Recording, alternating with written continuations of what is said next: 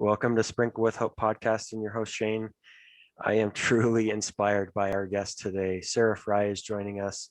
I heard about her a few months ago and really was inspired by her and her drive to just live life. And so, Sarah, thank you so much for joining us today.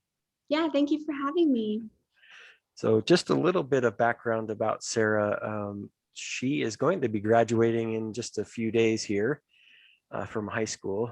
But last summer, the way that I know the story is that she was with some friends and she got hit by a drunk driver and has gone through some pretty traumatic surgeries and those type of things. And Sarah actually has lost both of her legs. And so, Sarah, why don't you walk us through not the accident, but maybe some of your recovery and your mindset and your thought process as far as that changing your life, going from the person you were to who you are now.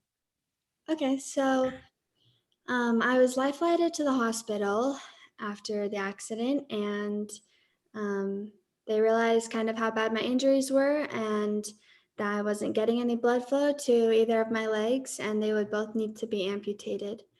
And so I wasn't like awake for any of this. I don't remember the first like 2 weeks of the accident Mm. because I was so heavily sedated and constantly in and out of surgeries. Um, and so my parents had to tell me what had happened because I had no idea. I couldn't sit up to see that my legs were gone or anything. And so they had to tell me that, I didn't have any legs. And I remember both of them sitting on the edge of my bed, and like my hands were tethered to the sides of my bed. I was in a neck brace. I had a breathing tube down my throat, and they told me, and my like instant thought was that I'll be okay. And that's kind of how I've been this whole time, and for this whole recovery, is I just know that I can still live my life and be happy. And it's just amazing to me and, to my parents that was my instant thought. That's not what they expected. Hey, Um, and yeah, so I just remember like knowing that I'd be okay. And so I kind of nodded and, I mouthed okay. And yeah, so I spent 75 days in the hospital, like 2.5 months. Um, and yeah, I'm still doing like physical therapy and stuff, but yeah. That is very powerful, the way that you said that your first thought is simply, I'm going to be okay. Sarah, where do you feel like that comes from? I mean, that's kind of how I've always been. I've always been like very optimistic. Um, I never liked complaining or hearing complaints. And I mean, it's cool that I was blessed with like positivity kind of. I love it. Um, and so, yeah, I just feel like that's just kind of how I've always been and how I've always looked at life. That's fantastic. I mean, truly, I'm with you. I love positivity. I'm glad that I was, was born or blessed with positivity because I think it's amazing, and so cool because, a few months ago we had our oldest guest on our show, and today we've got our youngest guest on our show, and that's just fantastic. The guest we had on before, he was 100 years old. And so what a great opportunity is to have you on here and to share your story about coming kind of out of this, difficult situation and having hope and positivity about life and your journey forward. And so kind of how do you kind of picture yourself, going forward in life, and what are some of the things that you see coming up? Yeah, so I always am into like making bucket lists and Mm. setting goals and things like that. And so I've been able to I've started writing down a lot of things that I want to accomplish in my life, and I'm determined to make those happen. And, I love trying new things or trying old things that I used to love, in a new way. And I just, I just want to do as much as I can and make the most of what has happened. Yeah, I can see great things coming from you. I honestly believe your bucket list is going to be all checked off when it's all said and done. You're very inspiring. Thank you. So, what's sort of the next step once you graduate from high school? What's your initial plans? What do you have coming up right away? Yeah, so I'm going to go to Utah State University in the fall and study elementary education. So I want to be an elementary school teacher. So that's kind of what I have planned for the next couple of years, is to just, do that. So yeah. That's awesome. If I remember right, you were helping as an aide or something. Is that right? You were a Yeah. teacher's aide or something. I loved that story that you shared when you went to the school after this accident. Can you share that with us, please? Mhm. Yeah, so I'm doing an internship right now, and it's at my old elementary school, with a teacher that a couple of my siblings had had when they were in elementary school. And so she knows our family really well, and we know her. And so I went to this school, and it's second graders. So they're like 7 and 8 years old. And I remember, we were going in, and I'm thinking they'll probably have a lot of questions, about why I'm in a wheelchair and things like that. But so I went in, and the teacher told me to introduce myself. And so I I introduced myself and, kind of said who I am and just a little bit about myself. And I didn't really mention anything about what had happened. I didn't really quite know what to say for them to understand it. And so I just kind of, told just about myself, not anything. And then I was like, okay, are there any questions? And like everyone's hands shot up. And I'm like, here we go. And the first question, so I called on this little girl, and she said, "What's your favorite color?" And I was like, oh, she wants to know my favorite color of all things. And so I said, it's blue. And then people were like, me too, like whispering to their neighbors. And then I call on the next person, and they go, what's your favorite food? And I'm like, this is so cute. And like a couple of hands went down. Like you could tell that they had that same question. And like, what's your favorite animal? That's like, they just wanted to know more about me and like what I like to do and things like that. And that just made me so happy, because it was like, they don't really, seem to care. I would be fine if they had asked, Mhm. that's kind of what I Sure. expected. But they just, yeah, they just wanted to get to know me and who I am, and they didn't seem to really care. They were all looking at my, making eye contact, not really staring that much. And Mhm. so I could just immediately tell that they were such great kids. And so, yeah, I'm still doing that internship. I've been doing it all semester, and I just love those kids to death. That's awesome. What a cool experience. I mean, kids are so awesome to work with anyway. They're amazing, and they don't judge like, adults often sometimes do. And what an amazing experience for you to have. I do have to ask, what is your favorite animal? So my favorite animal is a monkey. Yeah. All right. My favorite food is pasta. Oh, okay. So Italian food. Do you have like a favorite restaurant, or do you just like pasta, any kind of pasta? I really like Olive Garden. That's probably my favorite. The breadsticks there.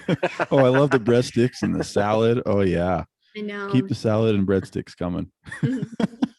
I Yeah. just I loved that lesson that you were sharing with the kids, that they weren't judging you, that you were thinking, oh no, they're going to ask questions, and that's okay.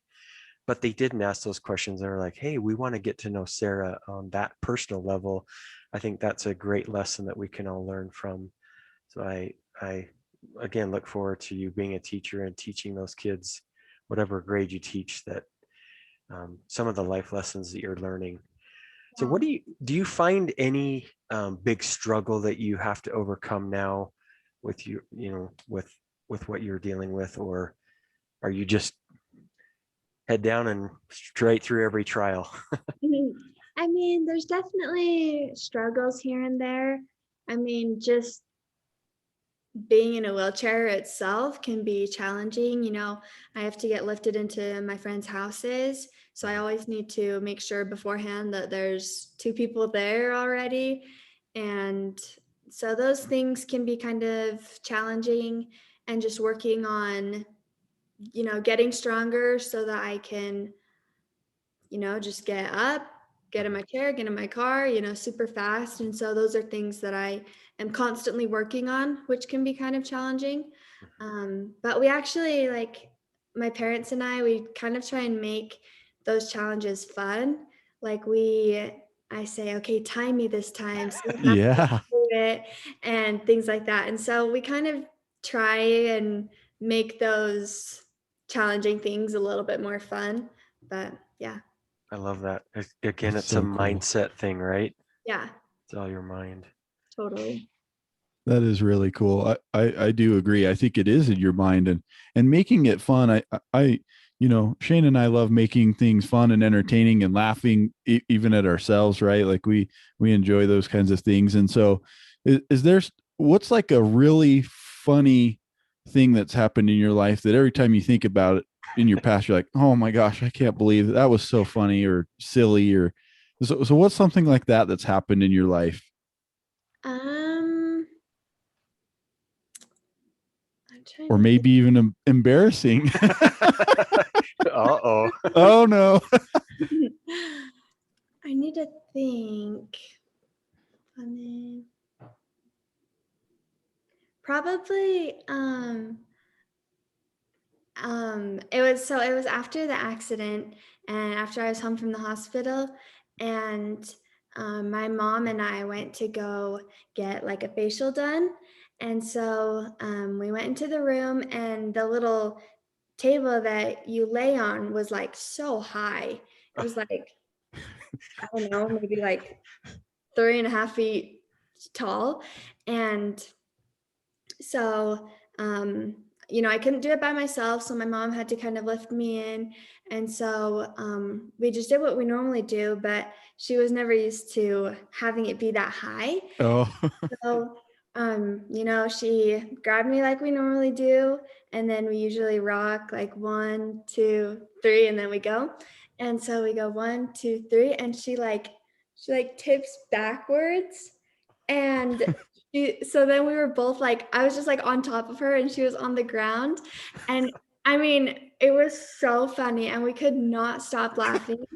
And like the lady was in there, and she was scared. I'm like, I'm okay, I promise. And we're just like dying of laughter. And so like in the middle of my facial, I'd think about it, and then I'd just laugh.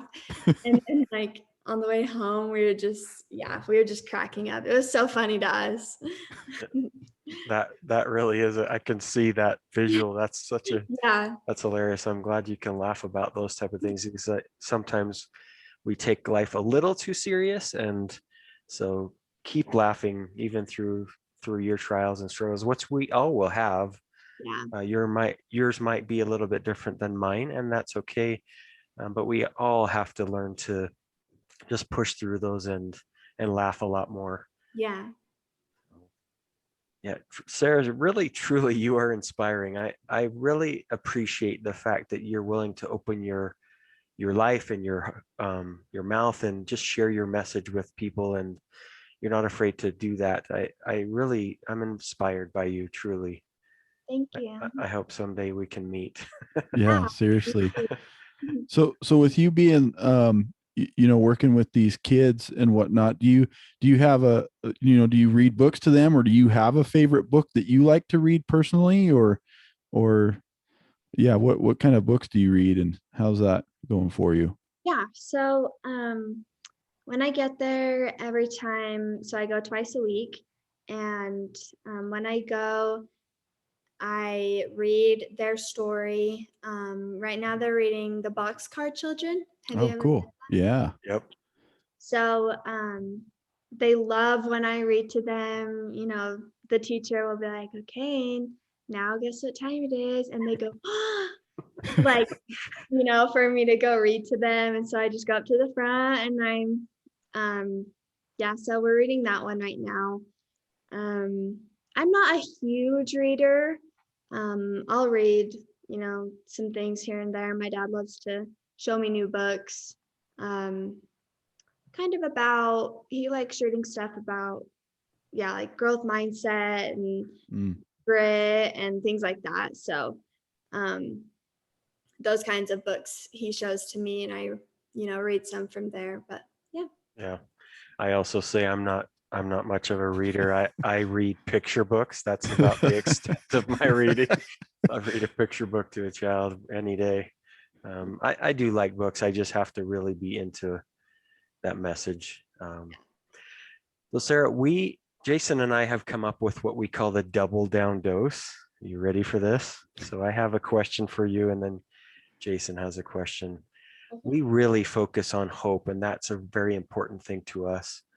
So I want to ask you, how would you define hope? I would define hope as having kind of just looking forward to the future in a positive way rather than being scared about the future.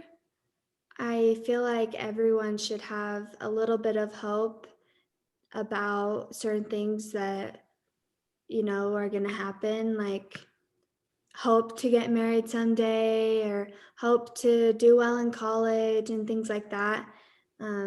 Just kind of looking forward to the future rather than being scared for the future.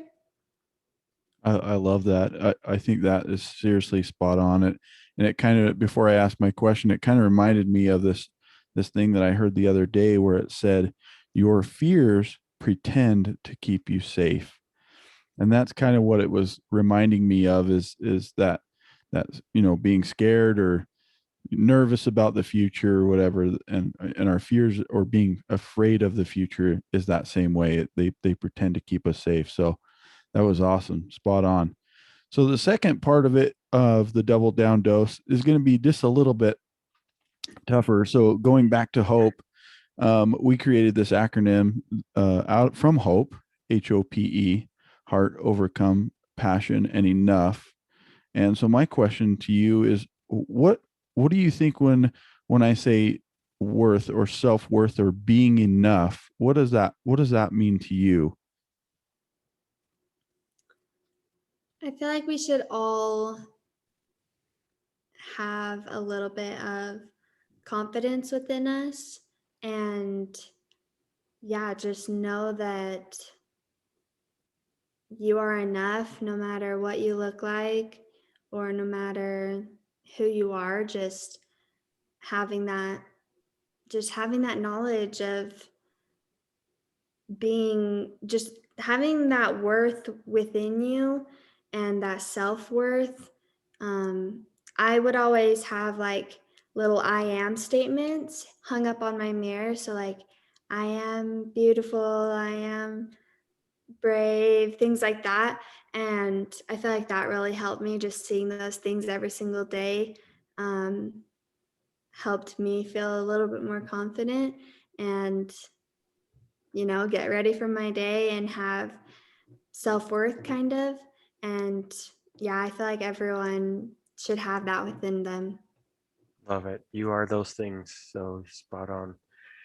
Sarah, thank you so much for joining us. We have really enjoyed this discussion. Congratulations on your high school graduation coming up, and we really look forward to many great things that you're going to do for the world.